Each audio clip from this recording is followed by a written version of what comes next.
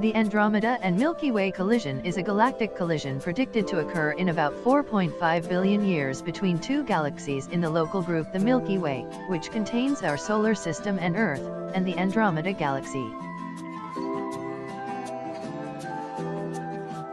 In 2012, researchers concluded with the data accumulated by the Hubble telescope, that the collision between these two galaxies will take place within 4.5 billion years. The Andromeda galaxy, which contains 1 trillion stars, is moving within speed of 110 kilometers per second towards the Milky Way.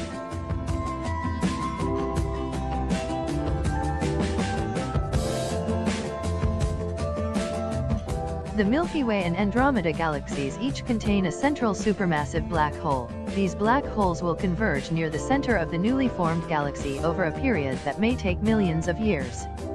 This merged galaxies will look like a giant elliptical galaxy, named Andromeda.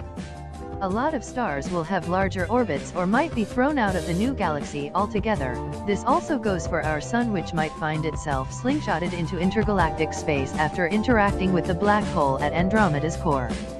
However, it's more likely that the Sun will survive and that our solar system will, in fact, outlive our galaxy. And talking about life on Earth, humans will be not living on Earth anymore, not because of galactic collision and being thrown out of space, but by the Sun's increase in luminosity and size. Liquid water will cease to exist due to the increase of heat by the Sun. The luminosity will have risen by 35 to 40% above the current luminosity, and Earth might be pushed out of habitable zone. Possible collisions between any two stars is not likely to happen, as the average distance between two stars is more than 160 billion kilometers in these galaxies, so from now we have to wait a long time to witness the collision. Did you like this topic? Tell us what we missed.